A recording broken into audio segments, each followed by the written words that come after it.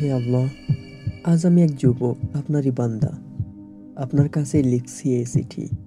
এই হৃদয় ভাঙা সময়ে, যখন নিজের সঙ্গে নিজের দূরত্ব বেড়ে গেছে, মানুষজন বুঝতে চায় না, শুনতে চায় না, তখন শুধু আপনি আছেন।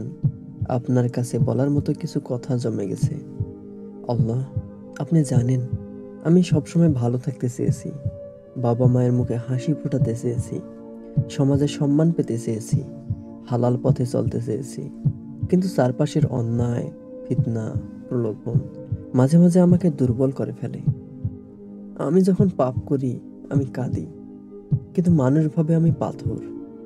আমি যখন একা হই, তখন ছাদে তাকিয়ে বলি, আল্লাহ, আমি তো আপনাকেই চেয়েছি। হে রব, আমি জানি আপনি আমাকে ক্ষমা করবেন যদি আমি আপনার কাছে ফিরে আসি। কিন্তু সমাজের সামনে তো মুখ দেখানো যায় না, বন্ধুদের সামনে চোখ তুলে তাকানো যায় না। আমার চোখে ঘুম নেই রব, আমার বুকে শান্তি নেই। এই দুনিয়ার ভিড়ে আমি একা। আমার যত ভুল আপনি জানেন, আমার যত লজ্জা আপনার কাছেই। আর কারোর সামনে কিছু বলার নাই।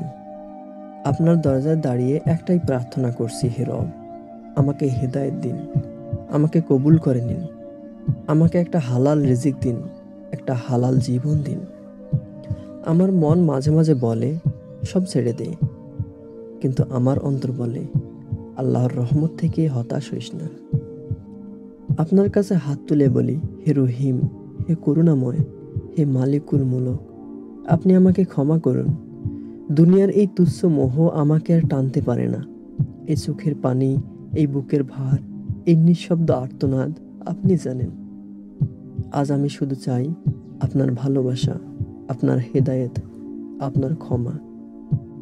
চিঠির শেষ নেই আল্লাহ, কিন্তু সময়ের সীমা আছে।